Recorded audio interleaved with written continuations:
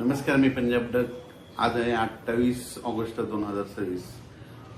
आजपासून राज्यातला हवामान अंदाज देणार आहे. राज्यातील पावसाचा जोर कमी झाला असून राज्यात सध्या तरी असा मोठा पाऊस नाही, म्हणून हा अंदाज सर्व शेतकऱ्यांनी लक्षात येतात.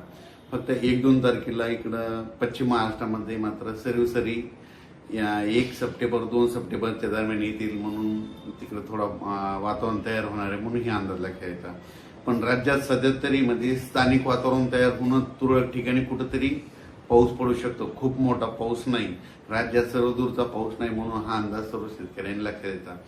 तर राज्यात फक्त आता जर पाऊस येणार आहे तर फक्त विदर्भात मात्र 5 सप्टेंबरला म्हणजे 4, 5, 6 सप्टेंबरच्या दरम्यान विदर्भात पुन्हा पावसाचा जोर वाढणार आहे, म्हणून विदर्भातल्या शेतकऱ्यांनी हा अंदाज लक्षात यायचा.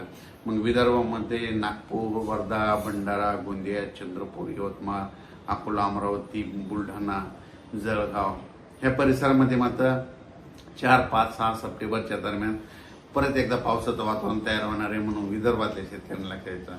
मग राज्यातली परिस्थिती काय राहणार आहे?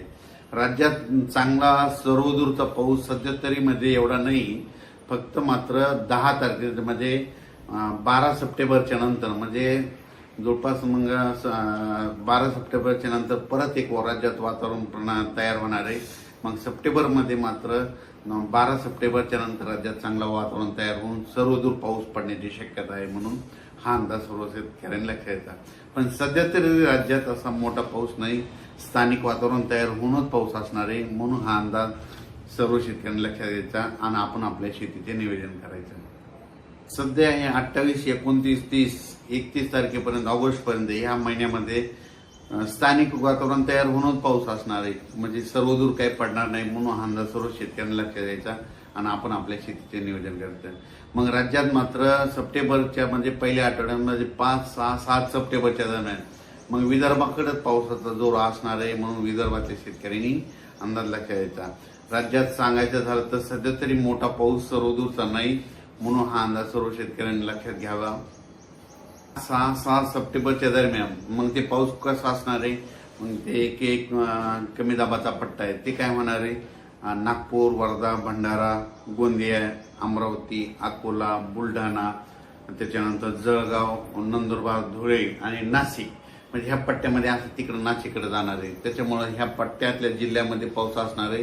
तिकडं पाऊस असल्यामुळे काय होईल, मराठवाड्यामध्ये मग परभणी जिल्हा, नांदेड, हिंगोली आणि जालना, संभाजीनगर इकडं मग थोडाफार रिमझिम पाऊस म्हणजे 5, 6, 7 सप्टेंबरच्या दरम्यान येणार आहे, म्हणून हा अंदाज सर्व त्या मराठवाड्यातल्या परभणी जिल्ह्यातल्या शेतकऱ्यांनी लक्षात यायचा.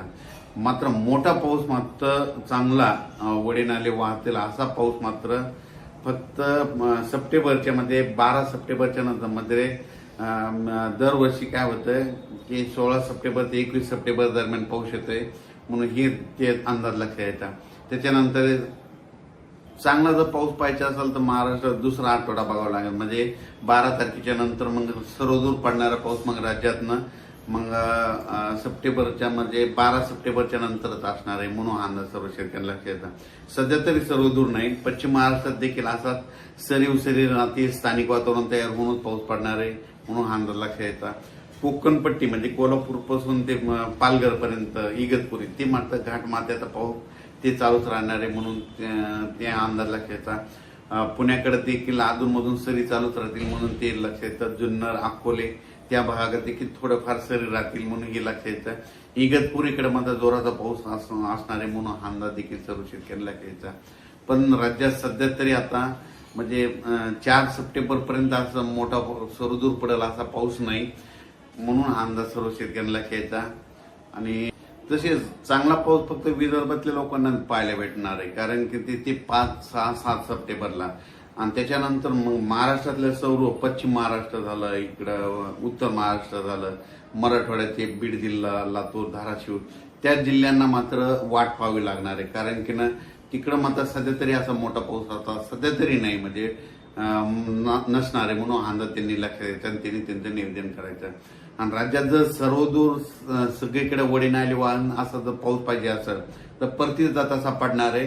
आणि 12 सप्टेंबरच्या नंतर मग ते एक कमी दाबाचा पट्टा ते होईल आणि ते पाऊस मात्र येईल, मग ते त्या पावसावर मग राज्यातल्या शेतकऱ्याचं भवितव्य असणार आहे, म्हणून हे लक्षात घ्यायचं. राज्यात सध्या तरी सर्वदूर पडणारा मोठा पाऊस सध्या तरी नाही, म्हणून हा अंदाज सर्व शेतकऱ्यांनी लक्षात घ्यायचा